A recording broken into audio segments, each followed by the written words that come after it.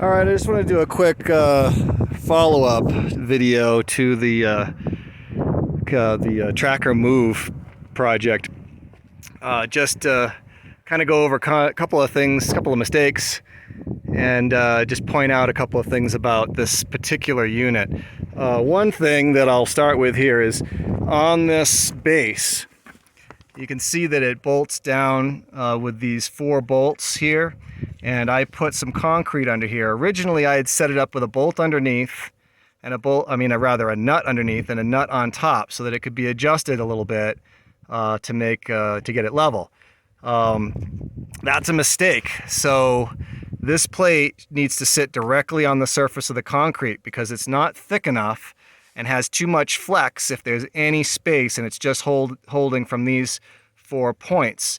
So if you don't put it right down on the cement, that plate will flex when the pole moves, and obviously that's not good. So right down to the cement, flat against the cement is the right way to mount this. So that was one mistake that I made with this originally and carried it over to this location, and then I ended up putting the cement in here afterwards. So if you get one of these, that's the way to mount it, right flush down against the cement pad rather than up on these nuts. And like I said, I did that so that I could adjust it, but the right way to do that is to get the cement level and get it right down against the cement. So if you mount something like that, probably anything that has a flange like this, you want to mount it directly against the cement like that. So the other thing I wanted to talk about here is the reason why this needs to be protected against the wind. You can see these hinges here.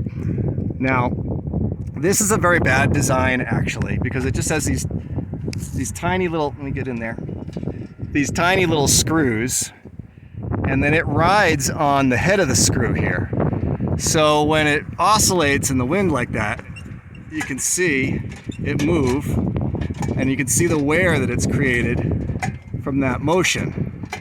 So I may fix that and re-engineer that a little bit. I'm not sure exactly what I'll do, but that's the reason why I said that it was causing wear or damage to the unit when it was oscillating like that. So hopefully bringing it down out of the wind a bit is going to reduce that oscillation effect, and it won't continue to wear as much, but I still am concerned about it. So overall, it's not a very strong unit.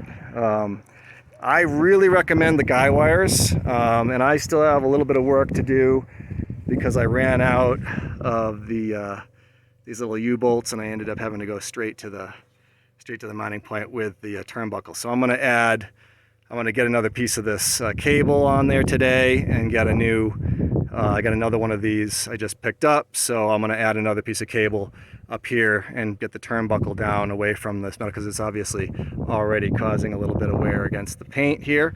So that's just a minor thing, but definitely want to guy wire this thing because this pole is not the strongest thing, and I would say that the guy wires are probably a good idea, unless there's, if you're in an area that's just dead calm, then maybe you're okay. But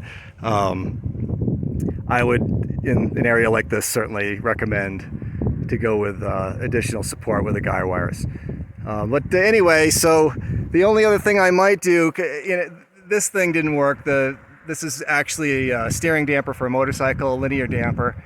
The reason that didn't work is because, as you can see here, when I move the panel, there's not enough movement in that little bit of travel there for that to actually move that piston. And also, some of the movement is actually not between this top part of the array and this part here. Some of it is actually down here in this hinge, and of course this is attached to this part and not the pole itself. So possibly the right way to solve this is with a larger linear damper, something that has more length to it, similar to, or at least has a similar travel to the linear actuator that moves the panel, and then have it connected directly to the pole, and then come up, and I'd probably put some kind of a a cross piece in here for it to attach to, and then go right to the pole with some kind of mount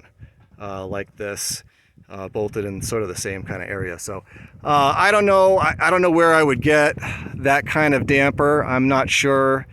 I'm sure they make them. If anybody has a suggestion and wants to leave a comment down below the video, that would be appreciated, and I'd go take a look at whatever is recommended. But for now at least, I'm gonna just go ahead and take this off because it doesn't do anything.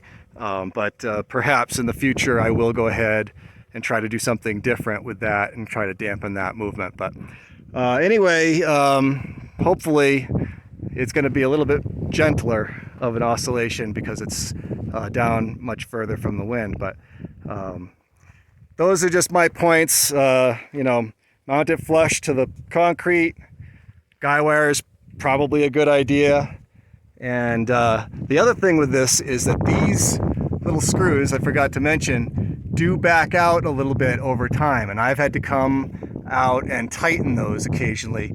Probably ought to have some Loctite on them, so I'll probably do that as well. But these actually loosen up, and I think originally I said these were aluminum. I'm pretty sure these are steel. So at any rate, that's sort of the weakest point of the whole thing, is this pivot point right here. The pivot point here obviously looks pretty strong, and I don't think that's an issue, but that one, that's the weak point, and I'm going to have to address that somehow in the future.